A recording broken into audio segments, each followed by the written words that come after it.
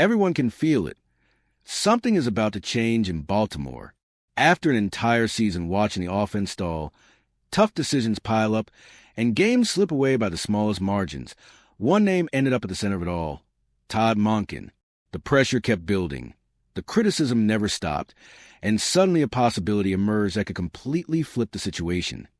He could leave without drama, without getting fired, simply by choosing a different path. And that's where your heart rate goes up, because this isn't just another random rumor. This possibility connects everything. The frustration of the season, the decisions that drove everyone crazy, and a future that might finally reset the offense. What once felt like a distant wish is now much closer than most people realize. Stick with me until the end, because when all the pieces come together, it's easy to see why this dream is so close to becoming reality. When the offense starts stalling week after week, the conversation changes fast. Early in the season, there was still patience, the belief that it was just about timing, chemistry, making a few adjustments. But the games kept coming, the same issues kept showing up, and the frustration grew right alongside them. Little by little, fingers started pointing in the same direction. The offensive coordinator, Todd Monken. The issue was never just one bad play or one ugly game. What really bothered people was a constant feeling that the offense had no clear identity when it mattered most. Promising drives would die out of nowhere. Predictable calls showed up at the worst possible times. And the team always seemed to step behind when it needed to respond quickly. That's when it started to feel like something just wasn't right. As the season moved toward a do-or-die situation, that frustration turned into direct pressure. Monken went from being a key part of the plan to the most visible face of the offensive problems. Every loss added weight to his shoulders, and even narrow wins created more questions than relief. The idea of change didn't feel extreme anymore. It felt like a natural reaction to what was happening on the field. And it's in that heavy atmosphere that Monken's name started popping up in connection with options outside Baltimore. When internal confidence starts to shake and alternatives appear on the horizon, the discussion shifts from performance to the future, setting up a scenario that flows directly into the next part of this story. In the middle of all that pressure, one detail completely changes the tone of the conversation. Todd Monken might not even need to be fired to leave. His name started circulating as a possible option for Clemson after Garrett Riley was let go, and that sparked a very different kind of reaction. Now, it's not just about keeping or moving on from him. It's about Monken possibly choosing to leave on his own. When news like that surfaces, the mood shifts both inside and outside the building. The discussion stops being just about accountability and starts becoming about opportunity. For a lot of people, Monken leaving by choice almost sounds cleaner, like a natural transition after an exhausting season. Not a messy breakup, but a move that works for both sides. That college interest also reinforces something important. Monken is still viewed as a respected offensive mind in football. Even with the recent criticism in the NFL, his track record still carries weight, especially in environments where offensive development is a priority. That helps explain why this option is gaining traction. And once that possibility is on the table, the evaluation of his time in Baltimore changes.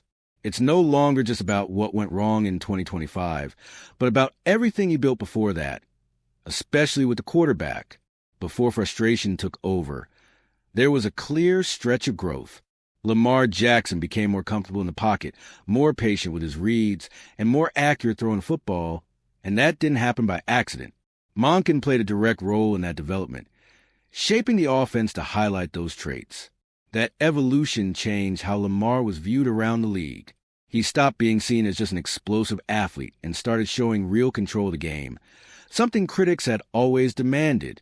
That leap helped fuel strong offensive numbers in previous seasons and put the Ravens among the most respected offenses in the NFL.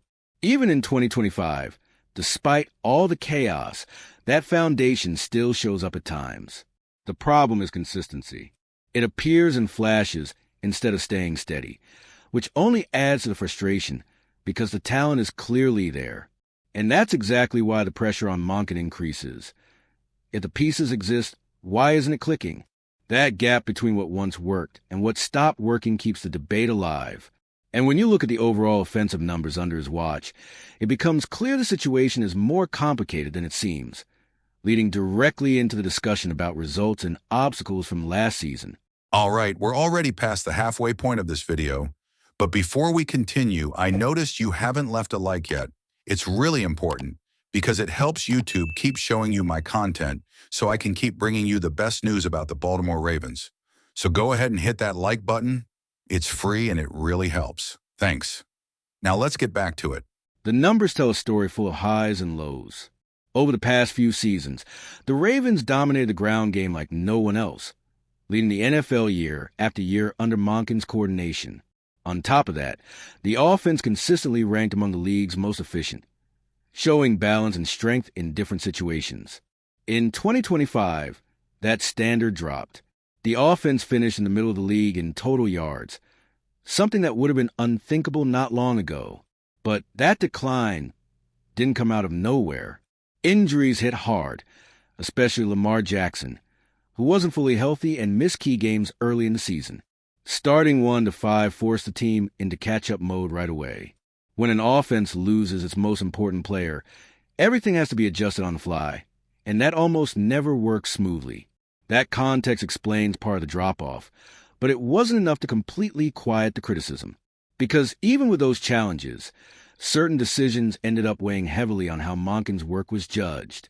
Specific moments turned into symbols of a deeper issue, and that's when the conversation shifted from circumstances to execution. Some games are remembered for one detail, and the matchup against the Patriots is a perfect example. Late in the game, when the team needed to control the clock and protect the lead, Derrick Henry didn't touch the ball at all. That choice stood out immediately and became fuel for the backlash. Those decisions hurt more because they happen when the game is on the line. It's not about one play in the first quarter. It's about choices that directly decide wins and losses. When those choices don't make sense to people watching, trust in the leadership starts to fade fast. From there, the wear and tear adds up. Every questionable call reinforces the feeling that the partnership between Monken and the Ravens has reached a breaking point. Past success matters, but perception in the present matters more. And right now, it feels like something has to change for the team to move forward. That's why the idea of Monken leaving, whether for college or as part of a larger internal reset, no longer feels shocking. For many, it just feels like another step in a broader wave of changes Baltimore may face after the chaos of 2025. The picture is clear.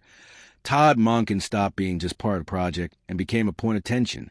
Between an offense that lost its identity, decisions that swung key games, and a season that spiraled early, the relationship hit a visible limit. At the same time, the possibility of a natural exit to the college level turns frustration into expectation and makes this change feel like a necessary reset for the Ravens offense. What happens next could define far more than one coaching position.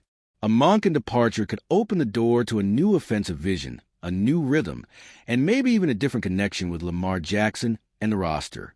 It won't fix everything by itself, but it could be the first real step toward correcting the mistakes that were exposed throughout 2025. So the question is unavoidable. Do you believe moving on from Todd Monken is truly the best path for the Ravens, or do you think he still deserves another chance to turn around? Drop your opinion in the comments, jump into the debate, and tell us what change you want to see in Baltimore, because the future of this team starts with decisions exactly like this one.